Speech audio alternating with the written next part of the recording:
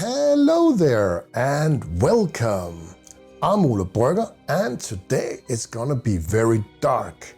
We're going to build the Necromancers gate and it's gonna be one of the biggest builds I've done since the big boat I did. This will be built on a piece of foam that is 21 by 21 inches. And I found this little guy in a local grocery store. They were selling out some Halloween stuff and I think he's pretty cute. I actually also found the same model on Amazon, so I will put a link in the description below. But he's going to be the centerpiece of this gate, so why don't we just get started?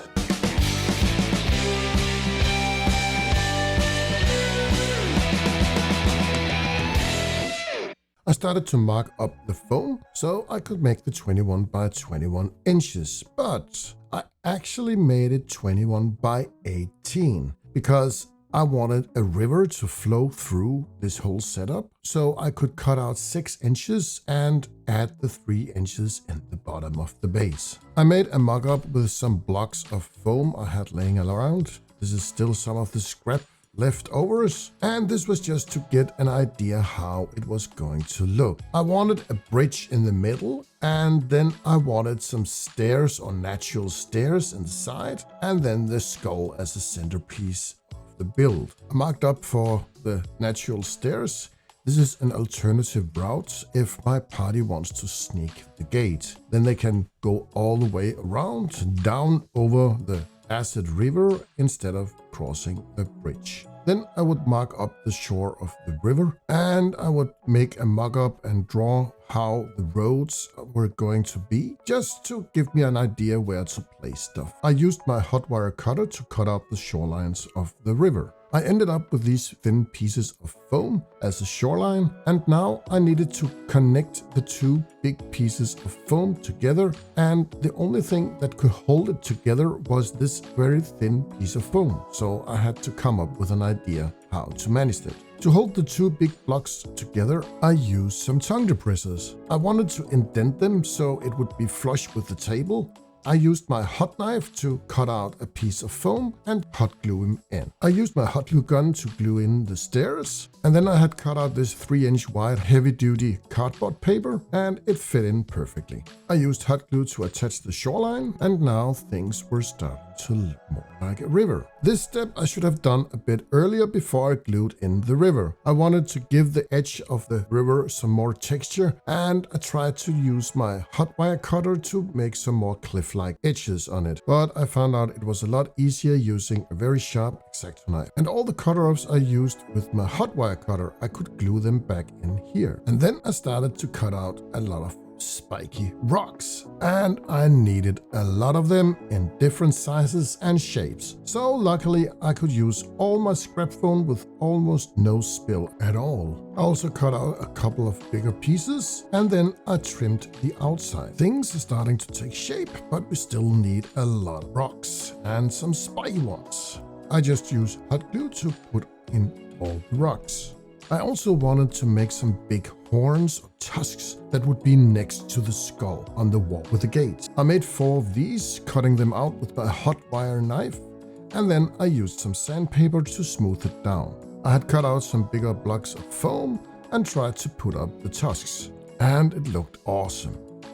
And now I had to figure out how to mount the skull, but first I had to smooth out some casting lines on the surface. And then I broke off the jaw so I could use the mouth as an entrance to the gate. The jaw was a bit too big, so I just had to trim it down. I also wanted an alternative entrance to the gate. I drew up some lines and cut it out with my hot wire cutter. I started to use my X-Acto knife to cut out some breaks, and I also made some tiles on top of the wall. This method of laying down bricks is a lot faster than cutting individual bricks, but it still have a more industrial look. So there is some work to it. To give the bricks some more edge, I used this dull pencil, and it's a lot easier when you have used X-Acto knife on this pink foam. I know the blue foam is a lot easier to work with when you're trying to sculpt in some texture. I wanted this ruin-like look on the backside of the gate. I used used my hot wire cutter to cut out some textures and my X-Acto knife to cut out some more bricks. I needed to attach the horns to the wall. I cut out an angle that matched the size of the wall, so it would look like it was integrated into the wall. Well, I still needed to cut out some bricks for the rest of the wall.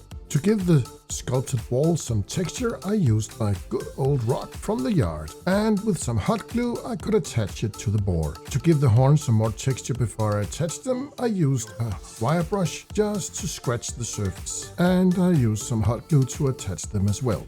On the bottom of the wall, I attached these cutoffs with some hot glue, just to give it some more effect, like it was built into the rock. It was now time to use the Arlene's original tacky glue to attach all the bricks for the top part of the wall. I cut out a small piece of foam that would fit into the jaw of the skull. This was so I could make some cobblestones. I just drew these in with a dull pencil. Since the skull is just a decoration, I wanted it to be removable, and I had to build up some bricks around it so it had some better support.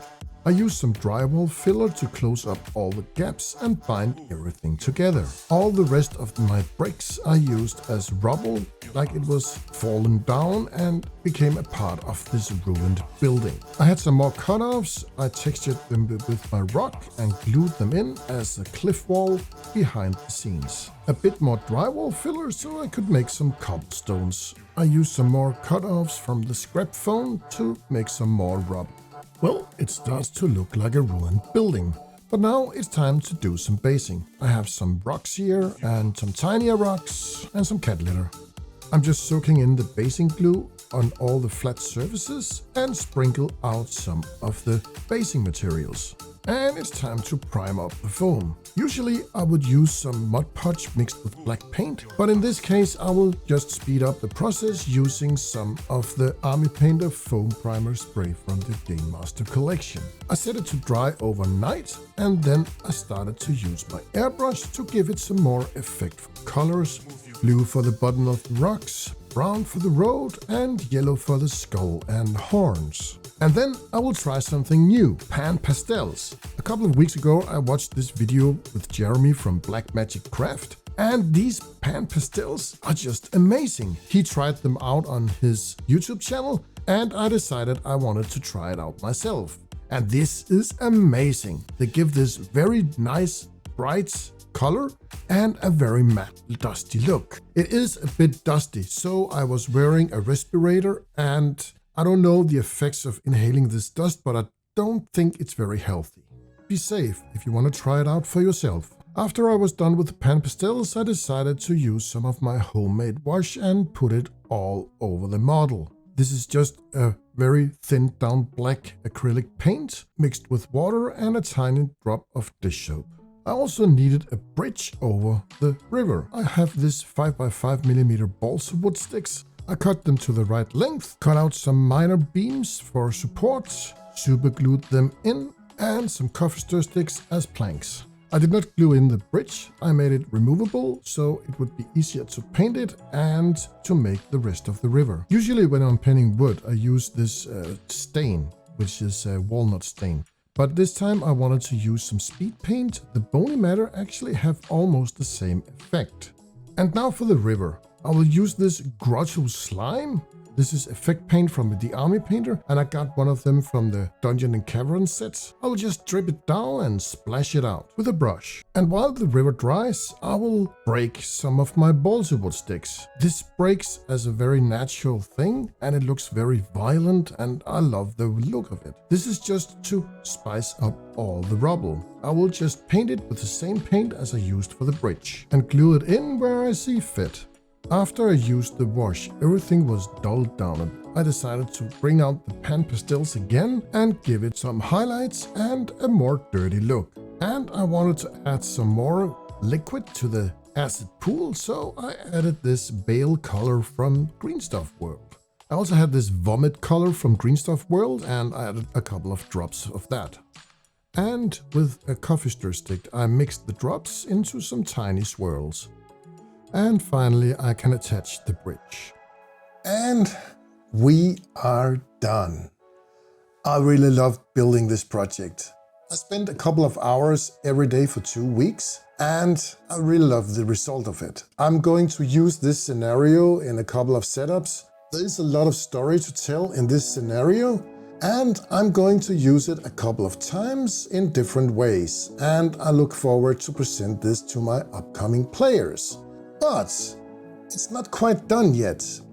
I still need something here behind the scenes. There was this tiny gap down here, and that's a project we will look at in a future video. Next video, I will be fixing some stuff on my 3D printer. It's kind of messed up. It's not broken or anything, but I need to change and clean some stuff. So that'll be next video. And then I'll need to print a lot of stuff too, because I'm gonna need it for the next build. Another thing, these PanPastels. I am pretty amazed of what I can do with it, and it speeded up the process of this project. Thank you so much, Jeremy from BlackMagicCraft, for introducing these PanPastels to the community. And for terrain building, I think I will use this in almost every terrain in the future.